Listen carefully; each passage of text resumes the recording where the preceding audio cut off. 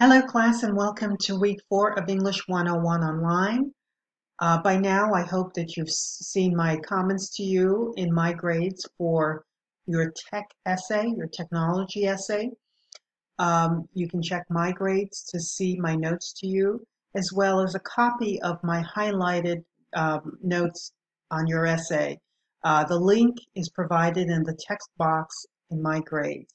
Please make sure to open the link to see my notes to you so that you can see what to do and what not to do for future essays. If you've received a 70 or above for the tech essay, then you have passed it. If you have not received the 70%, if you've received 69 or lower, then you have not passed, and you will need to make an appointment with the Writing and Literacy Center on any of the CCBC campuses to get assistance and help for improving the essay before revising it. The revision is due at the end of this week. I believe it's on Friday by the end of the business day. So please make sure to check my grades to see your essay and to see what clarifications are needed. If you have any questions, you're welcome to email me as well. For this week, week 4 in English 101 online, we're going to be moving on to the EDUC module, which is the education module. And last week I told you to get started with it, with the readings. So I hope that you did. I have a couple windows open, so I'm just going to go to the tab that describes the module a little bit. So this is the EDUC module, the education module.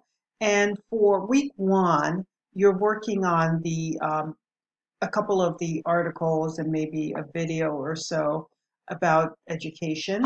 If you click on the link for the EDUC Learning Resource 1, you should see the links to the article and even a video. For this week, I'd like you to go to the discussion board to work on the EDUC discussion post 1 in response to one or two of the articles there. I believe that this post is in response to Anyan's article. By the way, may I remind you to keep a check, to keep looking at the calendar tab each day to see what is due in the class for the upcoming days and weeks.